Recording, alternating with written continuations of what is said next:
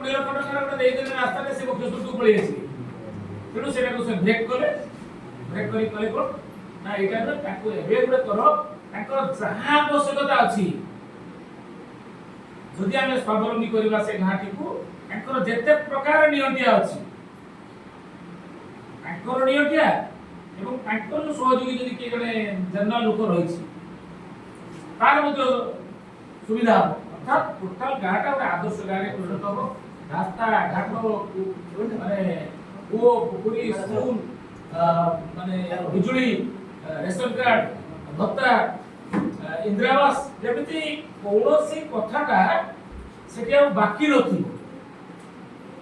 ସମସ୍ତେ ସ୍ୱାବଲମ୍ବୀ ହେଇପାରିବେ ଏବଂ ଯୋଜନା ବିଭିନ୍ନ ଯୋଜନା ଦେଲେ ସିନା ହେବ। ସ୍ୱାବଲମ୍ବୀ କ'ଣ ଗୋଟେ ପକ୍କା ଘର ଦେଇଦେଲେ ସ୍ୱାବଲମ୍ବୀ କ'ଣ ହେଇଯିବ?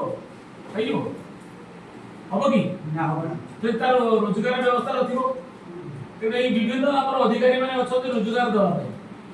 କିଏ ଗାଈ ରଖିବ, କିଏ ଛେଳି ରଖିବ, କିଏ କୁକୁଡ଼ା ରଖିବ, କିଏ ଏଗ୍ରିକଲଚର ଫାର୍ମ କରିବ। ଉତ୍ପାଦନକ୍ଷମ ସମ୍ପଦ ତିଆରି ନ କରିପାରିଲେ ଆପଣମାନେ କେବେ ସ୍ରୋତକୁ ଯାଇପାରିବେ? 10,000 ଟଙ୍କା ଦେଲେ ସବୁ ସ୍ୱାବଲମ୍ବୀ ହେଇଯିବ?